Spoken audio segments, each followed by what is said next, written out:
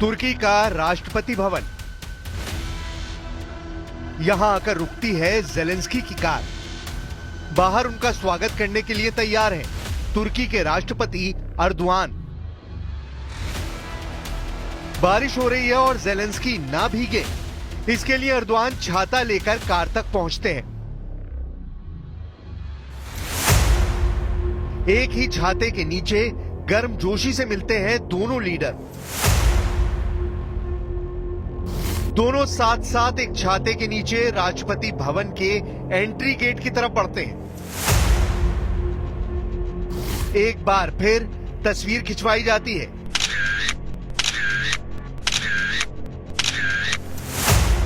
ये वो फोटो है जिसे देखकर पुतिन को बहुत तकलीफ होगी।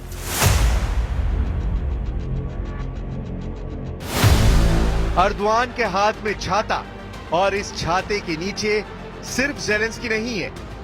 इस छाते के नीचे है जेलेंस्की की बगावत। इस छाते के नीचे है जेलेंस्की की जिद, और इस तस्वीर में छिपी है जेलेंस्की की नई जंग। तुर्की बहुत बड़ा मैसेज दे रहा है, रूस को भी, अमेरिका को भी, और अरब वर्ल्ड के मुखिया सऊदी अरब को भी। जेलेंस्की और अर्दोआन की छाते वाली इस तस्वीर ने मॉस्को से लेकर कीव और रियाद से लेकर वॉशिंगटन डीसी तक तहलका मचा दिया है। जब यूक्रेन में युद्ध तेज हो रहा है, पुतिन वो खतरनाक जंग लड़ने के लिए और ज्यादा तैयार है। रूस की फौज लगातार यूक्रेन पर बम बरसा रही है और नए नए मोर्चे फतेह कर रही है। जब कुर्स्क और डोनेस्क सबसे बड़े वॉरफ्रंट बन चुके हैं, जहां गोले बारूद की हुकूमत है और रहम और जान बख्शने वाला कानून खत्म हो चुका है, तब यूक्रेन को बचाने के लिए नेटो की सेनाएं यूरोप का मोर्चा मजबूत कर रही है। क्योंकि फ्रांस, ब्रिटेन और जर्मनी को इस बात का पता चल गया है कि पुतिन अब नेटो का धुआं धुआं करने को तैयार है। पुतिन ने अपनी डिक्शनरी से सीज फायर वाला शब्द मिटा दिया है, और अब पुतिन ने यूक्रेन को पूरी तरह रौंदने के बाद यूरोप की तरफ आंख गड़ा दी है। जब जेलेंस्की और अर्दोआन की मुलाकात तुर्की में हो रही थी, तब युद्ध कैसा चल रहा था, उसके वीडियो डोनाल्ड ट्रंप की गलतफहमी दूर कर सकते हैं। इसी दौरान रूस ने दक्षिण पश्चिमी यूक्रेन के ओदेसा में मिसाइल अटैक किया। वहीं जेलेंस्की का काउंटर अटैक रूस के समारा में सिजरान रिफाइनरी पर हुआ, जहां यूक्रेन ने ड्रोन से खतरनाक हमले को अंजाम दिया है। यानी जेलेंस्की को तुर्की से बड़ा हौसला मिला है और यूक्रेन का युद्ध रुकने का नाम नहीं लेगा।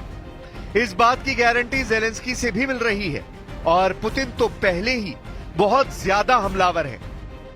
यूक्रेन और रूस में हुए ताजा हमले रियाद में हुई अमेरिका और रूस की मीटिंग के बाद हुए हैं।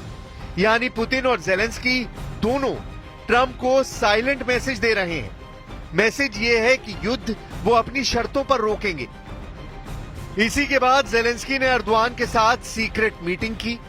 जेलेंस्की ने साफ कर दिया है कि रियाद में हुई बैठक के कोई मायने नहीं। रियाद में अमेरिका और रूस के विदेश मंत्री मिले, तो जेलेंस्की ने अंकारा पहुंचकर अर्दोआन को गले लगा लिया। जेलेंस्की बताना चाहते हैं कि जिस युद्ध को शांत करने के लिए यूक्रेन को शामिल ही नहीं किया गया, उस युद्ध की आग जलती रहेगी। Я переконаний, для України, для нашого регіону і для Європи принципово, щоб будь-які перемовини щодо закінчення війни відбувались не за спиною у ключових суб'єктів, яких зачіпають наслідки російської агресії. जब अर्दोआन और जेलेंस्की की मीटिंग हुई, तो उसमें जेलेंस्की ने पूरा दर्द सामने रखा। जेलेंस्की ने बताया कि कैसे रूस की सेना ने पूरे डॉनबास को जकड़ लिया है, और कैसे कुर्स्क में उनकी सेना पुतिन और उनके दोस्त किम जोंग उन की सेना से बहुत ही खतरनाक युद्ध लड़ रही है। इस पर तुर्की के राष्ट्रपति ने कहा कि वो यूक्रेन की संप्रभुता और अखंडता बनाए रखना चाहते हैं। अर्दोआन ने कहा कि यूक्रेन युद्ध का मसला तुर्की में सुलझाया जाना चाहिए।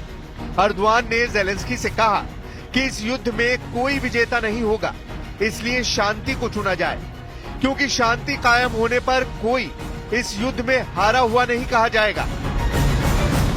Son 3 yılda izlediğimiz aktif diplomasi dikkate alındığında Rusya ile Ukrayna ve Amerika arasında önümüzdeki dönemde gerçekleştirilmesi muhtemel görüşmeler için ülkemiz ideal bir ev sahibi olacaktır. Ukraine से आने वाली तस्वीरों ने युद्ध को लेकर बहुत बड़ी चिंता सिर्फ तुर्की में ही नहीं बल्कि लंदन और पेरिस तक फैला दी है। पुतिन की सेना ने जिस तरह से यूक्रेन में तबाही मचाई है, उसके बाद जेलेंस्की के सामने सरेंडर के अलावा कोई रास्ता नहीं बचा है, क्योंकि अब तो ट्रंप भी अपनी शर्तों पर युद्ध विराम करवाना चाहते हैं और ये बात जेलेंस्की को पसंद नहीं आ रही।